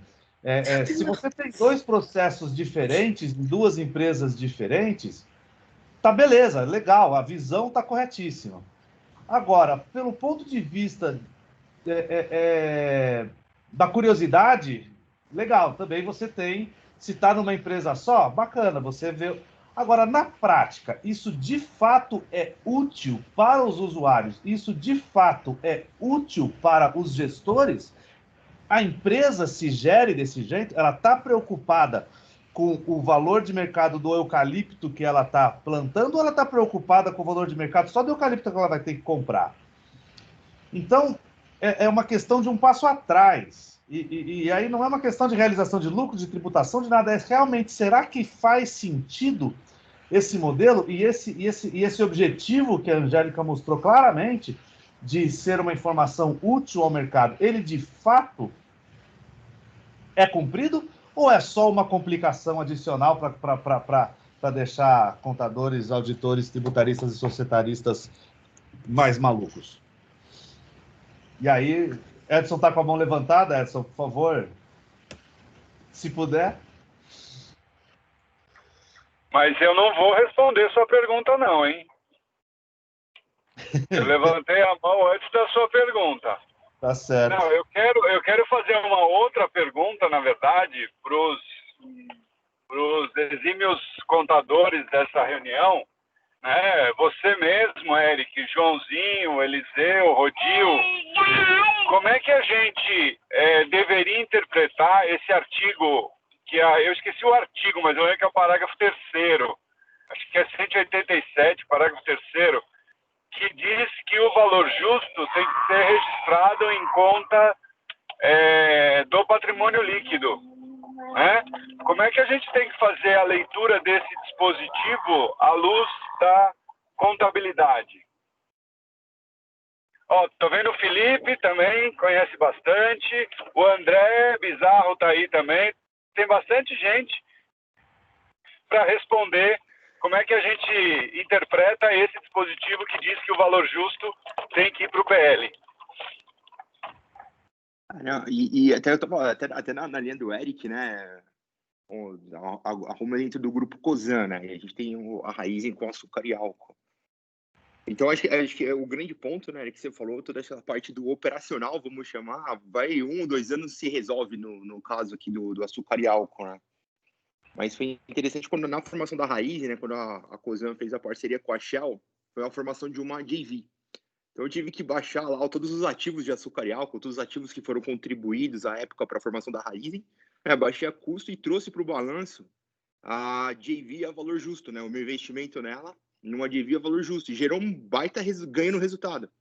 E a gente também fez exatamente a gente lá isso foi 2010, 2011, a gente fez exatamente lá os 25 mínimo obrigatório como a reserva de lucro a realizar, né? Só que, e aí, quando que eu realizo, né? esse lucro quando eu vender a participação na Raizen ou à medida que eu recebo algum dividendo? Porque meu custo e o valor do payout seria diferente dependendo da base de cálculo que eu estou apurando, né? Se o societário da Raizen, que não tem todo esse valor justo lá contabilizado, versus a Cosan, a hold que tinha. Né? Então, acho que também, como que se realiza depois nessa, né, que foi uma operação societária, diferente como a operação de M&A, né? Um pouco diferente do core ali, do plantar a cana, etc. Ou como que isso tá, como é que isso tá no dia a dia. A realização dela é muito mais difícil e sem data, né? É estimada. Então, acho que esse aspecto de valor justo, realização, é um negócio que eu tô contigo também. Acho que isso era mais para dar mais uma pitada aí, que eu posso ter o negócio operacional e operações societárias e M&A que também impactam nisso, né? De uma forma bem significativa.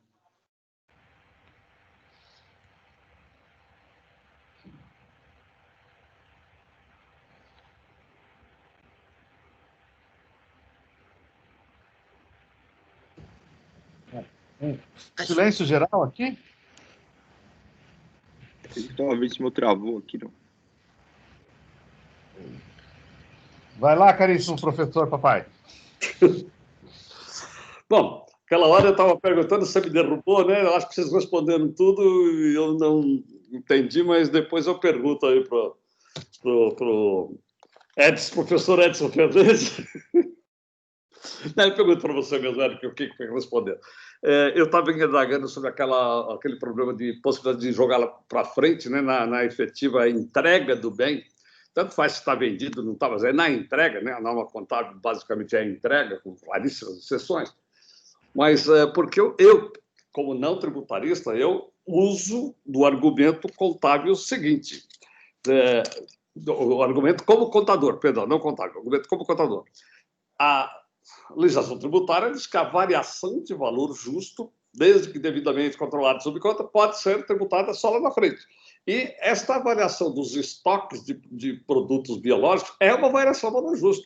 A primeira variação de valor justo de qualquer item, ativo ou passivo, é a diferença entre o valor de entrada e o valor justo. Dali para frente é variação de valor justo para valor justo, mas às vezes tem gente que fala, não, a primeira, não, é sim, a própria norma define.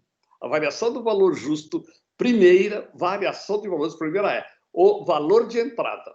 Neste caso da cana lá, por exemplo, seria o valor do custo de produção. Qual que é o valor de entrada no patrimônio? É pelo custo de produção. Aí a diferença entre isso e o valor justo, no meu entender, usando esse dispositivo, faria parte do ser controlada né, vai para frente. Agora, eu queria aproveitar e comentar a indagação do Edson. Eu acho que tem havido, realmente, às vezes, eu não tinha percebido até agora, há pouco tempo que eu tenho visto essa dúvida. O artigo 182 da lei, parágrafo 3º, diz assim: serão classificadas como ajuste de avaliação patrimonial, portanto, no patrimônio líquido, enquanto não computadas no resultado do exercício em obediência ao regime de competência. Ou seja, aquilo que existe está submetido a um regime de competência para ir para o resultado, não vai para o patrimônio líquido. Não são todas as avaliações que vão lá, são aquelas que, enquanto não computadas no resultado do exercício em obediência ao regime de competência. E as normas contábeis definem regime de competência, por exemplo, neste caso da cana, só para usar o mesmo exemplo. Diz que é resultado, formalmente, explicitamente. Então, a lei, no meu entender, de forma nenhuma determina que todos os ajustes por variação de valor justo tenham que ir para o PL. Na verdade, como regra, são todas do resultado. Em alguns casos, vão para o PL, né, para a conta lá do PL. Era isso que eu queria comentar. Obrigado.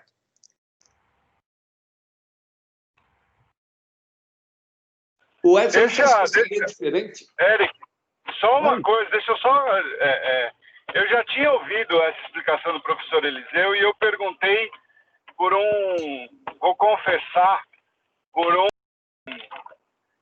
um motivo muito umbilical, muito olhando para mim. É porque a Angélica falou, ela é minha orientanda, e esse é um ponto que a gente vai ter que desatar na dissertação. Então, agora, Angélica, espero que você tenha prestado atenção. Sim. Como é que a gente vai responder aquela questão? Isso eu já sabia, porque eu já tinha visto essa explicação. Eu não. Mas agora ficou claro. Eu só queria fazer uma pergunta, professor Eliseu. É que assim, eu não consigo visualizar alguma que depende da competência e mesmo assim já esteja no balanço, a ponto de ser lançado no PL. Eu não consigo ver um caso concreto. Eu não sei se é fácil de ter um exemplo disso. O caso talvez o originador dessa história é o problema da variação cambial de investimento no exterior. Daí você tem dois desempenhos do seu investimento. Um é o desempenho da investida. Está lá em dólar, você transforma para reais, tudo bem. Outro é o problema da variação de câmbio, que muda o seu saldo da conta de investimento. Então, veja que é uma questão julgamental, tá? Não tem um negócio assim, não. Por quê? Esta variação do desempenho lá ocorreu. Está, vamos dizer, realizada devidamente, vamos dizer assim, não tem nada de valor justo lá, não. É a empresa que comercializa, compra e vende e tal, tudo bem, está certinho. O outro é um lucro considerado difícil como, primeiro, ele não é do desempenho do investimento, ele é de um fato exógeno, fora do controle da empresa. E que este daí realmente só se transforma em realidade quando você se desfaz do investimento. Veja, esta divisão, ela não é absolutamente, vamos dizer assim, passível de um quadradinho de um lado, um quadradinho do outro. Sempre vai ter alguma intersecção, alguém julgando que é de um jeito e julgando do outro. Mas nesse caso da variação de cambial de investimento, foi foi o mais recente que ele originou, inclusive, a conta de outros resultados abrangentes. No Brasil, o que nós tínhamos era a reavaliação de ativos. Tá certo que é uma variação de valor, é um ajuste a valor justo, mesmo que na época a gente chamasse valor justo ao custo de reposição, cuja contrapartida realmente uma certa ojeriza, né, ainda mais que a do imobilizado, considerar como parte do resultado. Quando eu falo ojeriza, eu estou caracterizando que não foi realizado, realmente não foi, depende do que você considera como realização. Dentro do conceito, vamos dizer assim, mais fortemente utilizado de realização, a reavaliação não é. E hoje, se o Brasil pudesse fazer reavaliação, ele teria que contabilizar de acordo com as normas. E a norma hoje é a mesma. Reavalia-se o ativo, a contrapartida é aquela conta de ajuste de variação patrimonial na lei brasileira ou a conta de outros resultados abrangentes dentro da cobertura do IFRS. Então, há alguns exemplos como esses que realmente justificam bem. É lógico que há outros casos normativamente colocados como resultado do exercício que alguns acham que deveria ir para o PL, e há outros que vão para o PL que outros acham que deve ir para cá. Então, o que acaba acontecendo é o seguinte, né? Quando tem a norma explícita, todo mundo realmente pratica. Essa é do resultado abrangente. Cada vez em quando acontece alguma coisa que não está dentro da norma. E nós nos divertimos, né, professor Edson? Discutindo sim, não, etc. E alguém tem que tomar uma decisão com base em algum julgamento devidamente suportado. Mas é um caso muito interessante isso daí, Edson.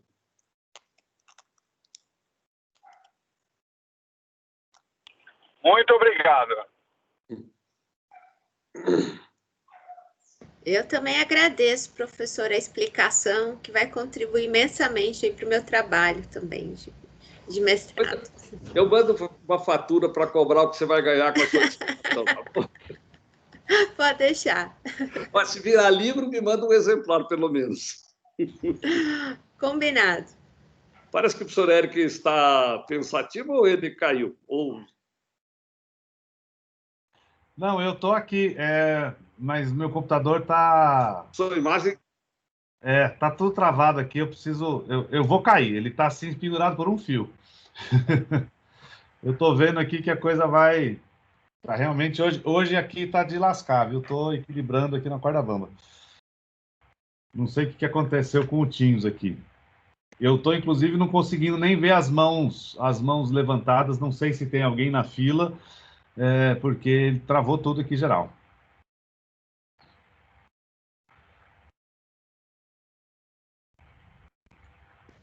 Não tem ninguém com a mão levantada, Não, Eric. mão levantada? Eu só, aproveitando, gostaria de agradecer seus comentários aí sobre os pontos que você trouxe a respeito das discussões aí da minha apresentação. Obrigada. Essa visão da validade dessas informações realmente na prática, eu fiz uma vez um trabalho, um artigo que foi publicado, nem me lembro onde, exatamente sobre isso, e a gente entrevistou várias pessoas envolvidas nesses processos de avaliação de valor justo, de valor biológico, que todo mundo falava que temos que fazer. Era mais ou menos isso. Nunca ouvi ninguém falando, não, isso aí é super legal, a gente usa, a gente realmente precisa disso, melhorou demais a informação, nem do lado de quem faz a informação, nem do lado de quem utiliza a informação. Eu não sei se alguém tem conhecimento de alguém que realmente acha que isso aí seja um espetáculo. Eu ratifico o que você está comentando, Eric, porque há diversos trabalhos empíricos suportados bem estatisticamente. Lembrando que qualquer pesquisa empírica é sujeita, né? Só via isso da Covid que a gente vê como que o caso é. Sempre vamos dizer, tem que ser entendido com alguma restrição. Mas a maioria dos trabalhos empíricos mostra que os analistas, os utilizadores e, inclusive, os bancos, pouco dão valor à história do valor justo. Eles procuram fazer análise excluindo as influências do valor justo. É uma precaução? No caso dos bancos, é mais ou menos fácil de entender. É precaução. E os investidores? Os motivos mais relevantes têm sido o fato de uma excessiva utilização, viu, Matheus, do valor justo pelo nível 3. Lembrando, né, o valor justo de 1 existe um mercado ativo, um preço definido e eu uso aquele valor. Então, eu produzo cana, a cana cortada pode ser vendida, ela tem valor de mercado, então é o valor de mercado. Segunda alternativa, o que é? Bom, eu não tenho mercado ativo do meu produto, mas eu tenho de produtos semelhantes, que aí, no caso, acho que nem se aplicaria. E a terceira, que é a que deveria ser menos usada, mas na prática é a mais utilizada, me parece, é a história do valor presente dos fluxos de caixa, onde o nível de credibilidade cai enormemente. E não só por problema de eventual má utilização, não, é porque esses cálculos de valor presente estão sujeitos a variáveis super críticas, super discutíveis. Taxa de desconto, por exemplo, hoje é uma, amanhã é outra, a taxa de um é de outro. Só para vocês terem uma ideia, a Brasca já fez um seminário e vai, pelo menos, acho que por enquanto fechado, vai fazer outros, procurando juntar as empresas abertas para irem lá discutir uma forma tentativa de homogeneizar o cálculo da taxa a ser utilizada para desconto. Então, vocês vejam, e com participação de auditores. Nós já estamos com 10 anos de utilização do cálculo do valor justo, e agora ainda continuamos com o problema da taxa. Fora a previsão de preço para daqui não sei quanto tempo, etc. No caso da cana é tudo mais ou menos rápido, né? Mas em alguns outros casos não. Então, os dois motivos.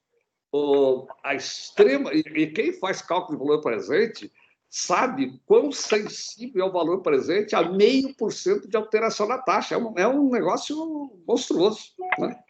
Então, este problema do risco das variáveis envolvidas. Sempre tem algum risco também de um gerenciamento de resultado. Com isso, agora, por outro lado, tem alguns que dizem, e eu acho que é possível, que essa reação contra o valor justo é mais ou menos natural, porque estava todo mundo mensurando pelo custo, né, nesses casos de produtos biológicos. Na prática, como eu disse, ninguém fazia, porque tributava.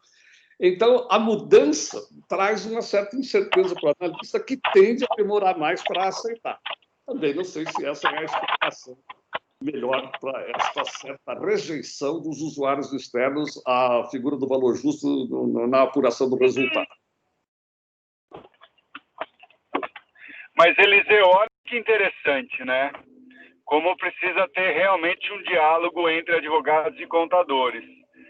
Porque eu já vi contrato de financiamento, né, de empréstimo bancário, onde o imóvel vai ser dado em garantia e para efeito da garantia, ele é avaliado a valor de mercado. Não se toma o valor contábil. Sim. Então, quer dizer, eu não posso reavaliar na contabilidade, mas o credor, quando vai me dar o empréstimo, ele calcula a garantia dele pelo valor de mercado, não pelo valor contábil. Sim, porque o imobilizado está lá, não é para ser vendido. O valor de mercado não é relevante se ele está lá para ser utilizado. Sim, mas eu digo o seguinte, se eu vou olhar a garantia, por exemplo, se a Zilor for buscar um empréstimo bancário, eu, como credor, eu vou olhar para a plantação dele, eu quero saber quanto vale hoje ela do jeito que está. Eu não quero o custo histórico dela, porque a minha garantia vai ser essa. Então, é interessante isso. Não, eu concordo com você. Agora, veja esse problema. Ele vai pegar lá quanto vale o canavial. As socas estão avaliadas por um critério e a parte da cana propriamente dita está avaliada por outro critério. Fica sensacional, né? Quer dizer, os dados contábeis, concordo totalmente com você, do jeito que eles estão estruturados, no seu conjunto, excluindo alguns ativos financeiros a valor justo e produtos a valor justo quando é mensurável objetivamente no mercado. Fora esses casos, o resto realmente não é número que se possa tomar para efeito de, por exemplo, de dar garantia ou de calcular o quanto seria o valor da empresa se ela fosse liquidada ordenadamente. Mas daí o Érica vai discutir no dia 6 este problema da avaliação de interação.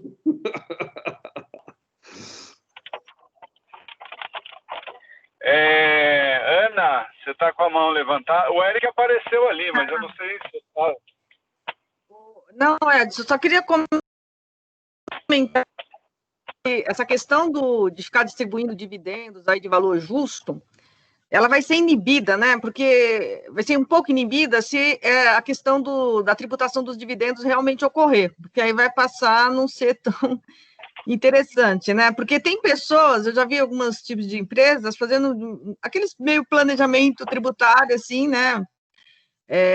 Através desses valores justos, né? Ou seja, em vez de eu, às vezes, fazer um empréstimo intragrupo, que vai ter um custo ali tributário, de IOF, esse tipo de coisa, eles distribuem os dividendos ali, que seria, lógico, não teria essa tributação, né? Então, assim, seria interessante fazer a distribuição, né?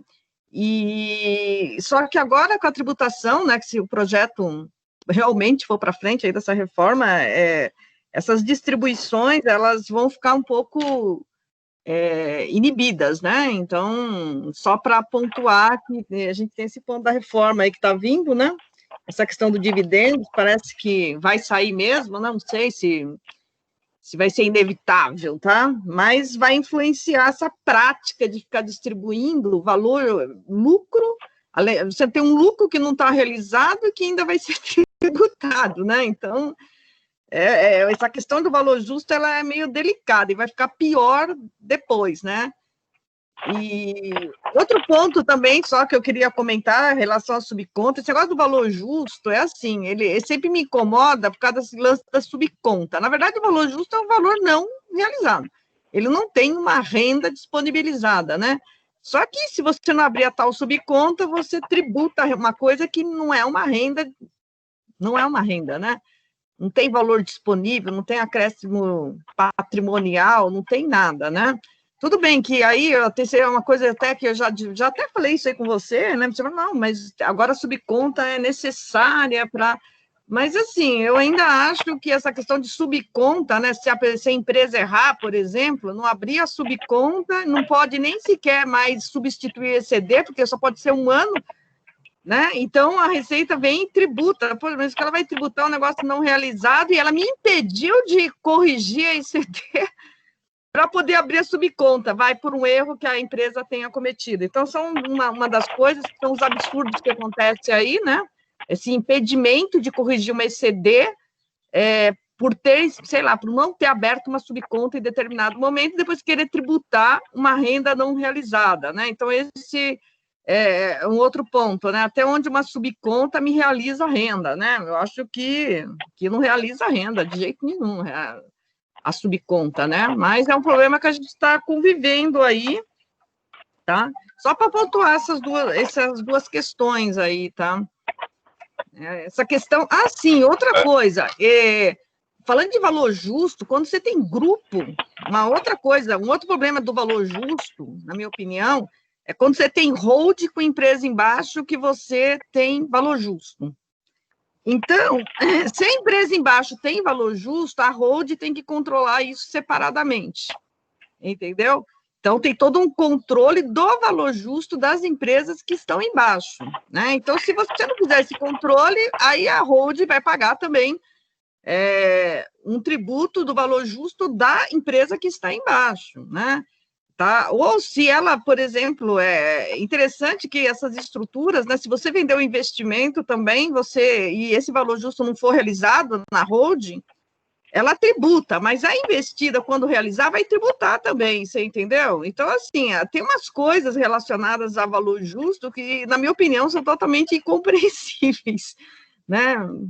Muito surreal, vamos dizer assim, né? Uma missão mesmo os advogados discutir isso, porque eu não consigo aceitar essas coisas, tá? Angélica, você não quer em 3 minutos falar como está a questão da subconta, principalmente no CARF? Pois não. Então, vamos lá. Obrigada, Ana, pelos seus comentários. De fato, a questão das subcontas é um tema altamente discutível, né? A legislação tributária, quando ela determina que esses valores devem ser controlados em subcontas, na verdade, ele está criando uma obrigação tributária acessória.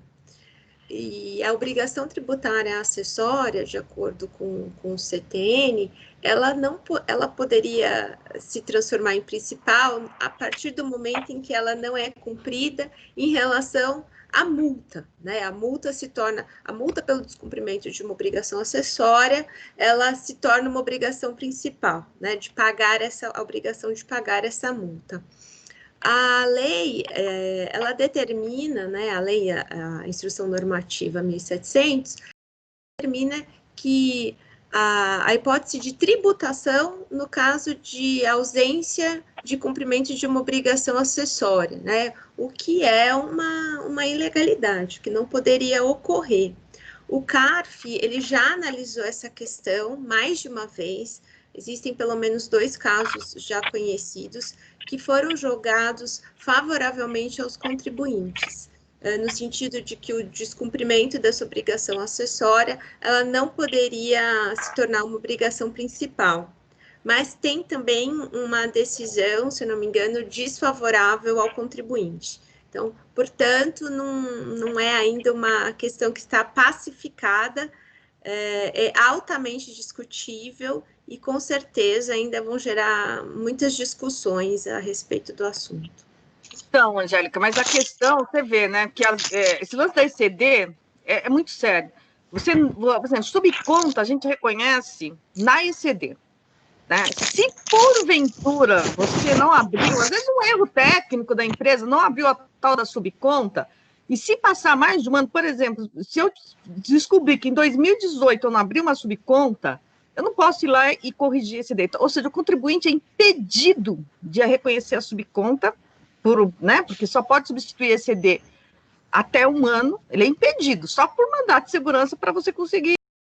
E como que você vê bem, a Receita te impede de reconhecer, até de corrigir um erro espontaneamente, e depois ele te tributa uma renda que não existe? Gente, é surreal o negócio, fala sério. É surreal, não dá para aceitar uma coisa dessa. Eu te impede e te tributa uma renda que não existe. Pelo amor de Deus, eu fico até nervosa pensando nessas coisas, né? Esse impedimento, esse impedimento, eu acho que é ilegal, sabe? Porque a ECD, ela gera efeito tributário. As subcontas, né, tem toda essa questão tributária. Então, como que o contribuinte pode ser impedido, né? Entendeu? Então, isso é um dia a dia que nós, contadores, vivemos. Eu tenho casos aqui, a gente tem que entrar o quê? Só o único jeito é mandato de segurança, não tem como resolver a questão, né? Eu compartilho da sua indignação, Ana. De fato, é uma ilegalidade, né? A empresa ela está sendo compelida ao pagamento de tributo por conta da impossibilidade de cumprir com uma obrigação acessória, né? De retificar um lançamento que foi feito em demonstrativo. E, infelizmente, nesse caso, também não vejo uma outra alternativa nesse momento, a não ser o ingresso de uma medida judicial. Infelizmente.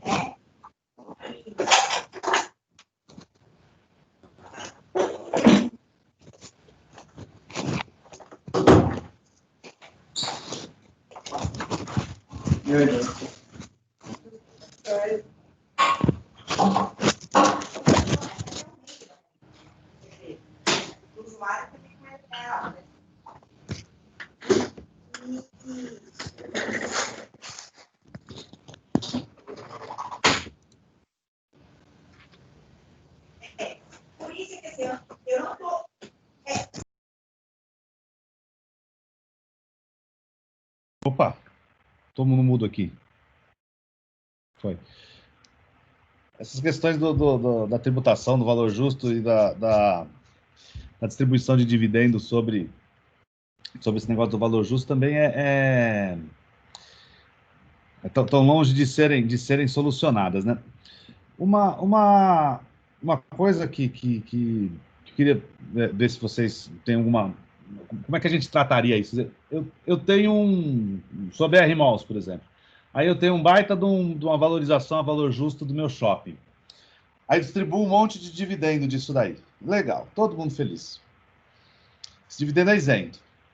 Aí depois eu tenho um prejuízo. Sei lá, vem a pandemia, vem a greve dos caminhoneiros e eu perco mais não sei quantos bilhões aí e aí eu tenho um prejuízo, cai esse negócio, mas eu já distribuí um dividendo lá atrás, posso ter distribuído, por conta desse lucro. É diferente quando você está calculando o valor justo de cana, ou o valor justo de coisas de ciclo mais curto, que você registra o valor justo, aí depois, se depois ele cai, compensa, às vezes dentro do próprio período, ou um outro período para o outro. Aí depois eu posso ter de novo quando você tem coisas de ciclo longo, por exemplo, que nem essas, ou florestas de 20, 25 anos para corte, ou mesmo shopping centers, prédios, essas coisas. Como é que fica essa questão desse dividendo, né? Você distribuiu lá atrás um negócio que não foi realizado, e aí depois aquele prejuízo cai, aquele valor cai, te gera prejuízo, e se você vender ele aqui com um valor mais baixo do que estava lá atrás, você pagou dividendo em cima de um negócio que nunca foi realizado. Né? É uma coisa esquisitíssima. Quer dizer, distribuir dividendos sobre esses lucros não realizados, eles podem ser feitos muito esquisitos nas empresas, né? Quer dizer, vamos ficando rico, vamos distribuindo dividendos sobre valor justo, aí depois cai o preço desse negócio, vira um tremendo de um mau negócio, vem a pandemia, todo mundo vai embora daqui, muda para São Roque, o prédio não vale mais o tanto que valia, o shopping não vale mais o tanto que valia porque caiu a circulação das pessoas, você distribui o dividendo em cima daquele troço, aí você realiza aquele negócio e aí foi, né? Foi exatamente essa questão. Fora o impacto caixa, porque talvez lá atrás, para você distribuir um dividendo em cima de alguma coisa não realizada, seja porque a CVM entrou no meio, seja por medida judicial, como a Angélica falou de um caso específico, você tomou um empréstimo para dividendo. Então, o prejuízo, na realidade, é duplo. É duplo. E o Leandro está perguntando aqui, a rigor não ocorre a mesma coisa com a variação cambial? Sim. Se você não realizou aquele ativo, sim, acontece a mesma coisa com a variação cambial. Só que aí você tem algumas variações cambiais que não vão para o resultado, né? Então aí elas vão lá para o ajuste de avaliação patrimonial e ficam lá sentadinhas esperando. Mas tem outras que vão, mesmo não tendo sido realizadas. Então a dos investimentos societários vão, mas se você tiver sei lá, comprou um bonde de alguém lá fora, esse vai para o resultado, né? A variação cambial. Então é interessante. Edson, você está aí sentadinho já a postos? Temos 2 minutos. Tá no mudo, tá no mudo. Aliás, é a fala mais dita e ouvida hoje em dia, né? Tá no mudo, tá no mudo. Tá no mudo ou você tá aí, né? Você tá aí? Você tá aí? Tá aí. Não, eu só queria agradecer, Eric, o Matheus, que deixou muito claro, né? Eu consegui entender ativo biológico com a exposição do Matheus, foi excelente. E da Angélica, né? Que para nós foi riquíssimo isso aqui para quando a gente for para a banca. Eu agradeço aí também ao Eric, ao Edson, a oportunidade aí, aprendi bastante com vocês também hoje e foi um prazer aí. Muito obrigado. Eu também agradeço, aprendi muito aí hoje, é uma discussão extremamente rica, acho que realmente não existem respostas óbvias, causa muita estranheza e diversos pontos causam ainda muita estranheza e até indignação, como a Ana colocou, mas são os desafios aí que a gente enfrenta como operadores aí do direito e da contabilidade. Muito obrigada. E eu queria novamente repetir aqui o anúncio que eu fiz no início. Semana que vem teremos mais uma sessão extra do GDEC, que já estão virando ordinárias, né, Edson? Já são 2 por mês, né? Uma sessão ordinariamente extraordinária para discutir uma norma nova que está saindo, que não tem correlação com nenhuma outra norma, é uma tupiniquim. Sobre entidades em liquidação na próxima sexta-feira, às 8h30, aqui no mesmo bate-canal. Obrigado a todos pela presença, como sempre foi um prazer. Obrigado, Angélica, obrigado, Matheus, pelas apresentações e a todos pelas discussões, e nos vemos na sexta-feira que vem. Muito obrigado a todos, até semana que vem. Tchau, obrigado. Gente. Agora o Joãozinho apareceu. Tchau, Joãozinho. Tchau.